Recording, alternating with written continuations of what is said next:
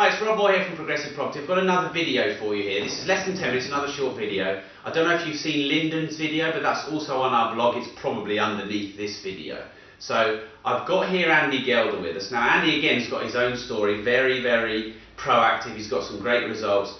He's done a lot in a short space of time again. From, you know, he's not been in property years. He didn't have £1 billion to start with. He didn't have a silver spoon in his mouth. Just, you know, what I'd regard as a really friendly, normal guy. We've become good friends. We liaise a lot. We sort of spin ideas off each other.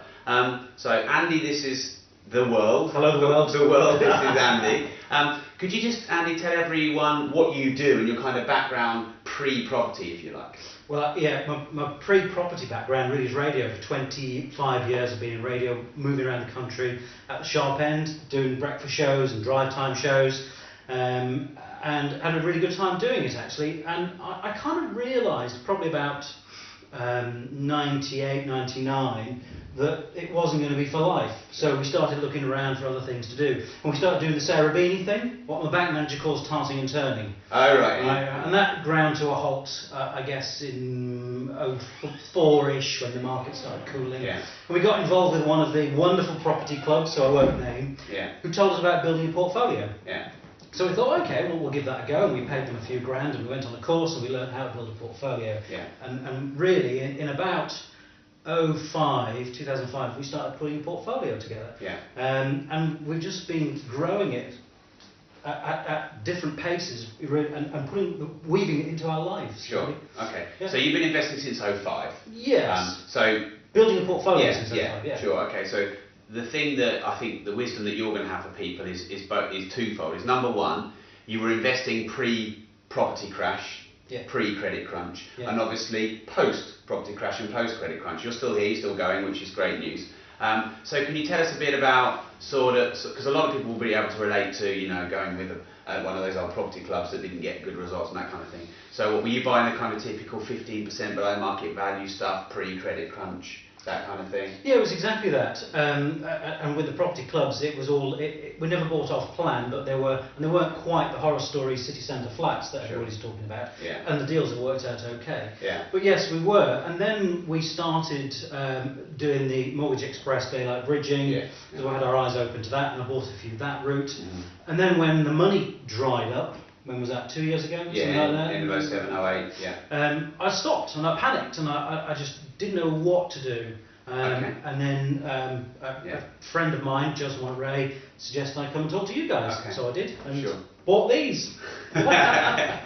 So you can do the commercial breaks very well being on the radio. So you panicked because what? You thought that you wouldn't be able to buy any more property, kind of the no money down route, and the funds had dried up. Yeah. I think you're in the same situation as a lot of people, because I know a lot of investors sort of, you know, geared up quite highly, maybe a bit too highly, towards 07, obviously then became in negative equity. Maybe some people got repossessed, or if they kept their portfolio they were struggling to keep it. So obviously you've read our books and we've met through a good friend who runs the Berkshire Property Meet. So since then, what have you learned, what have you done differently, and how's it gone since then? Because, you know, I know you're not going to say it's easy, I know you've had a few challenges, but you've overcome that, and I know things are very different for you now in that respect.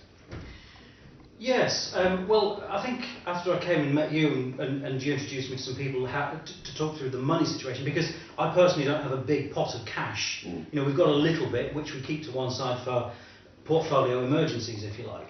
Yeah. So really we were looking at trying to buy no money down. And you're right, it has been difficult. We've had to look at different ways of pulling property out of the market, whether that's building relationships with estate agents or different advertising strategies in the local papers and that sort of thing. And I think also a strategy that we learned from you guys was buying these little wee smellies. You know, what a great strategy. And putting LHA in there.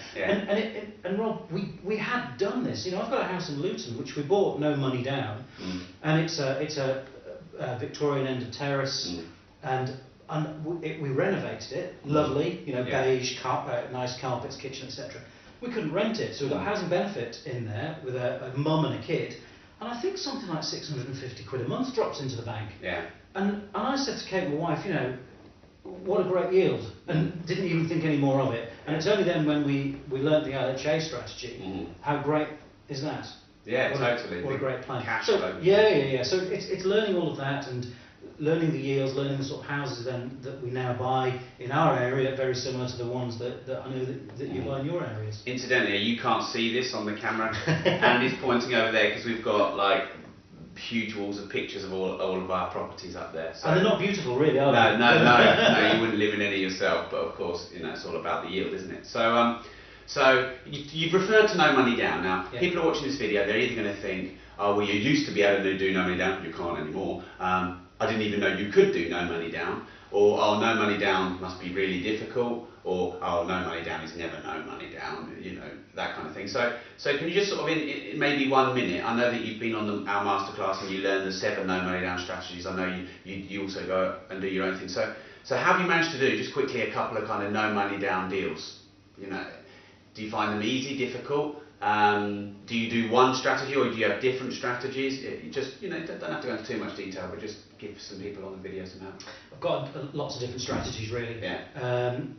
I do no money down where I can, and also now I'm able to do no money left in, which is a different strategy, isn't it? Where you put some deposit in, you're buying a house under value, and then when you get the valuation done, that you're agreeing with the valuer, the surveyor, that it is actually worth more. He agrees that once the work's done, then you refinance it. Okay. I think the rules have changed a little bit, but it's which still... they are every day.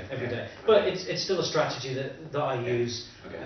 And no money down, I use just one of the different no money down companies to buy it, and then just move it very quickly through the process. Okay, so pre-2007, how many properties did you buy roughly? I don't know if you can remember the exact amount. I think up to the time we froze like a rabbit in the headlights, I think we had 8 properties in our portfolio. Okay, and roughly the average BMV, below market value on those at that time, if you had to guess, roughly? 15-17%. Okay, sure. Post credit crunch, property crash, how many properties have you bought? Well, I've actually increased our portfolio to 18 now. Yeah. I've flipped or sold on 5 to other investors, which has been great for cash flow. It's helped me, and I've got some investors now who've got some nice properties. Can I just say something there? You pointed out something really good, which we teach on the masterclass, is not just building your portfolio yourself, but taking some of the deals that you don't necessarily want, or just reducing your volume slightly and passing them on for cash flow, packaging them in lots of different ways. If anyone on this watching this video has been on our No Money Down teleconference, you'd have heard us talking about that. That's a great way to increase cash flow and even turn property into your business as well as just building a portfolio. Which is what I've done now. But to answer your question about percentages, anywhere between mid-30s and I think I've seen a 40%. Really? So your discounts are almost double what they were pre-07. Cash flow, is it better at the moment? Yeah? A lot better? Yeah, a lot better. Yeah, still needs managing, but it's a lot better. Okay.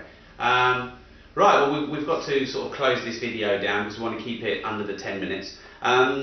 Just a couple of things. If anyone wanted, because whenever we send a video, we always get inundated. I really want to speak to Andy, I really want to speak to Lyndon, they've got a great story, I can really relate to that. So if anyone wanted to email you or get in touch with you, would you be happy with that? Do you want me to give it now? It's up to you, if you're happy. I'm happy.